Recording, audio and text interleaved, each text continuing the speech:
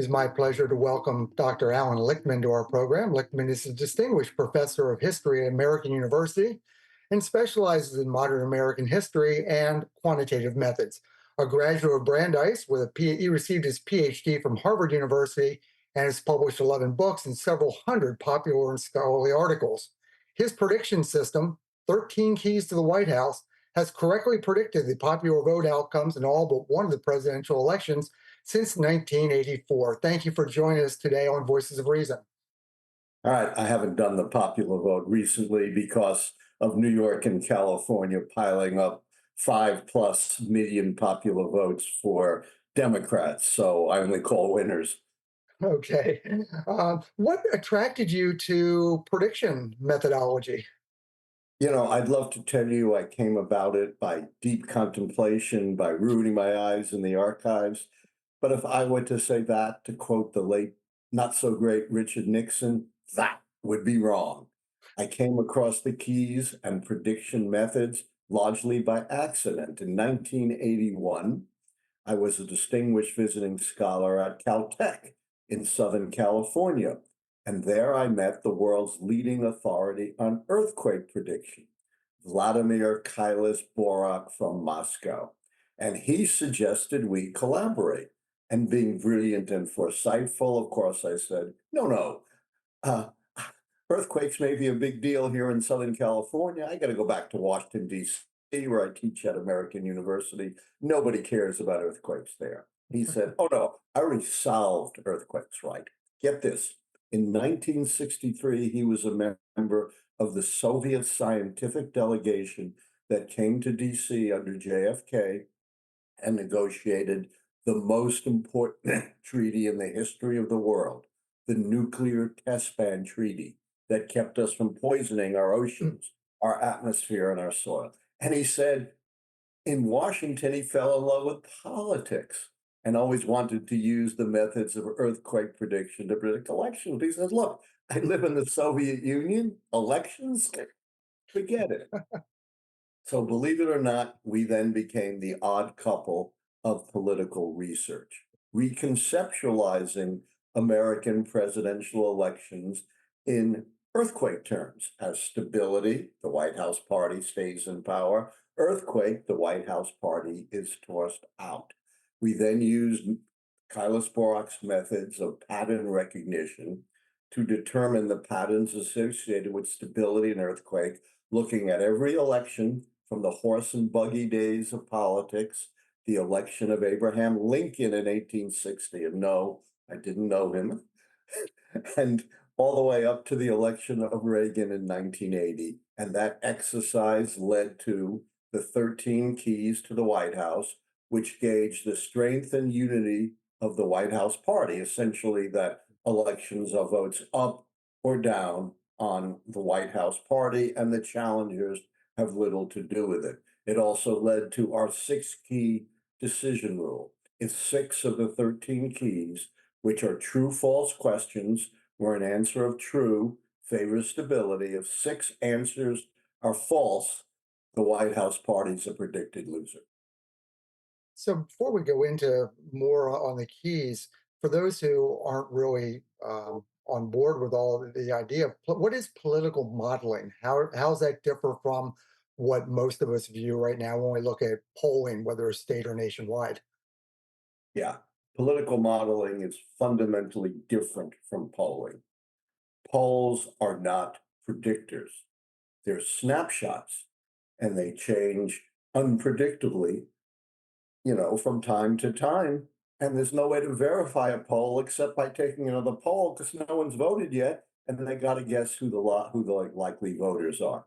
Whereas models look at the underlying structure of elections, and based on that structure, develop a set of criteria designed to predict whether there'll be, in my case, stability or earthquake.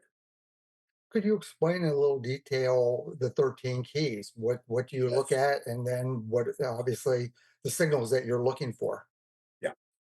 Uh, there's the mandate key based on midterm elections, incumbency, internal party contests for the White House party, third party, uh, short and long-term economy, policy change, social unrest, scandal, foreign/military failure, and success, and only two keys have anything to do with the candidates, and they're very high threshold keys. They ask whether the incumbent party candidate is one of those once in a generation, truly inspirational conversion type candidates like Franklin Roosevelt or Ronald Reagan. Then they ask whether the challenging party candidate does not fulfill that criteria. Remember, the keys are always phrased so an answer of true favors stability. So, in a situation that we had last Sunday when President Biden decided to not seek reelection, but certainly has a vice president now who seems to be the presumptive nominee, that still doesn't tip the incumbency key towards Democrats. That would be read as false, correct? Yes, that has implications on the keys, but not as dire as it would be if we listen to the journalists and the pundits and the operatives who have zero track record in predicting elections, who want the Democrats to have this big open new primary and party fight. Uh, Biden, by withdrawing, cost the Democrats the incumbency key. But by endorsing Harris and avoiding a primary fight, he salvages for the Democrats the contest key, thus making it easier for the Democrats to win. By the way, when the White House party has lost both the incumbency and the contest key since 1900, they have never won re-election. So we've already established two of the 13 keys are split right now, one and one. Are you seeing any signs that are tipping the scale for a true false reading on any of the other 11, or is it still a little early for that? I haven't made a final prediction, but I have said a lot would have to go wrong for the Democrats to lose. Let me explain. With Harris as the consensus nominee, the Democrats are now down three keys. Mandate key because of midterm losses in US House elections, incumbent charisma because Harris is not an FDR, and of course, incumbency. There are four remaining shaky keys. And the reason I say a lot would have to go wrong for the Democrats to lose is three of those four would have to fall. And they are third party, will RFK Jr. stabilize at around 10%? I don't think that's very likely, but possible. Social unrest, would there be another 1968 explosion at the Democratic convention? Possibly. I don't think that's very likely. Foreign military failure, that one probably leans against the Democrats given what's going on in Gaza and Ukraine. Foreign/military success, still up in the air. And maybe Biden could achieve it if he, against all odds, brokers a ceasefire and hostage release in the Middle East. Certainly, right now in Pennsylvania, all eyes are on Vice President Harris's selection for who she wants to be as her running mate. And the Keystone State Governor Josh Shapiro certainly seems to be on the short list. Anything in your methodology that indicates that a selection of a vice president has much impact on the actual outcome of the race? There's always a lot of attention given to the selection of a vice president, but I don't have a vice presidential key because there's no evidence that it affects the outcome. In 1988, you may recall, you're not as old as me, but you probably remember 1988. Remember when H.W. Bush picked Dan Quayle, the lightly regarded Dan Quayle, and people said, oh my God, he sunk his election. And Right. Quayle suffered the worst humiliation in any debate, presidential or vice presidential, That's when he right. compared himself to John F. Kennedy. And, his veteran opponent, Lloyd Benson, said, Sir, I knew John F. Kennedy. He was a friend of mine. And you, sir, are no John Kennedy. Didn't matter. Bush one going away. You had mentioned about how early on in our conversation about the popular vote versus the electoral college winner. Yes. How have you come around? You mentioned that I guess the populations in both California and New York have Yes. kind of thrown the keys into flux because of that? Yes. When I first developed the keys, there was no daylight between the popular vote and the electoral college vote. You got to go all the way back to the 19th century to find the disparity. But now, of course, because of New York and California piling up 5 million plus votes for the Democrats with no comparable states for the Republicans, the popular vote has largely become irrelevant, which is why I only call winners. In the last 30 years, Republicans have won the popular vote exactly once in 2004 and then barely. Now, you've done a lot of scholarly work on quantitative methods, yet you have a lot of people that will look at prediction markets right now, whether it's predicted or some poly market or something like that. Uh, what do you think of those as, well, I guess I should say predictors? They're not really predictors when you think about it because they're not models. They're just kind of a polling, in this case, a polling of a unscientific sample of people willing to put their money down on the election.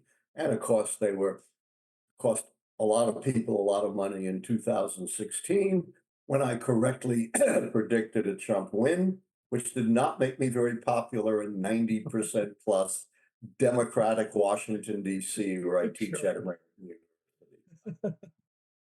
So, why do you think, I've seen some of your read some of your work and seen some of your pieces, and you do not seem to be a fan of polling. As you said, it is a snapshot in time, but why are we so attracted to polls? Why are we so attracted to the horse race, do you think?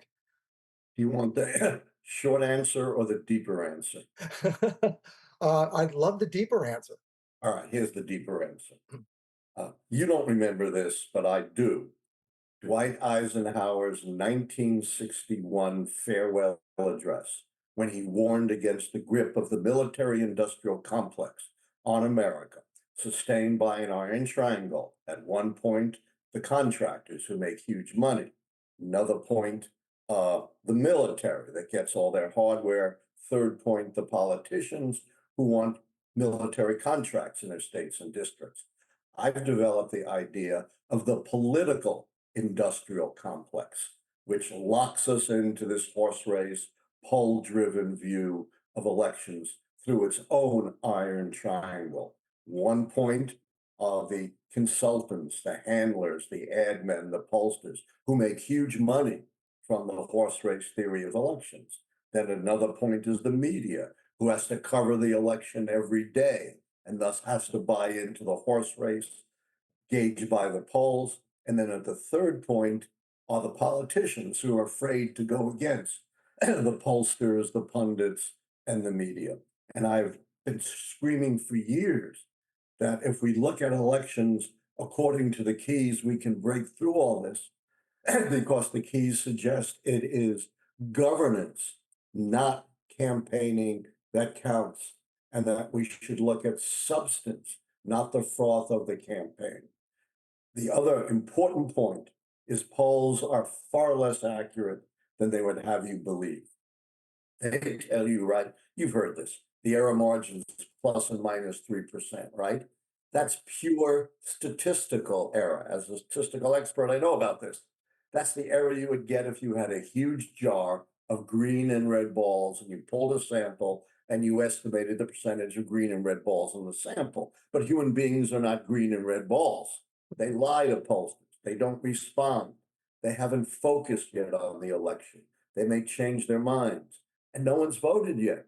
So the pollsters have to guess at who the likely voters are. And that means the error is much larger and it's not random, it's directional. So in 2016, the pollsters underestimated Republican voting strength. And of course, like generals fighting the last war, they tried to correct that. And now, based on elections from 2022 to the specials of 2024, the pollsters are underestimating Democratic voting strength. So, as most attention begins on the presidential race for regular people, I guess, that don't study this, it starts after Labor Day. When would we be able to expect you to be able to navigate the keys and make your final call? Yes, I've said no later than right after the Democratic convention, which I think ends August 22nd. So we're talking maybe a shade under a month from now for a final call. But keep in mind, I've said a lot would have to go wrong for the Democrats to lose. And I've been saying this for many, many months, even when all the pollsters were saying the Democrats are finished, the swing state polls, oh my God, pull my hair. The same thing they were saying about Donald Trump in 2016. Right. Oh, can I say one more thing? Please do. If you want to follow my analysis and the keys, my son Sam and I have a live show on YouTube every Tuesday and Thursday at 9 p.m. Eastern, and you could find it at Allan Lichtman YouTube, ALLANLICHTMAN YouTube. And my new book is out, Predicting the Next President 2024, available on Amazon. Thank you very much again for the time today. We enjoyed having Dr. Allan Lichtman with us on Voices of Reason. We'll be right back.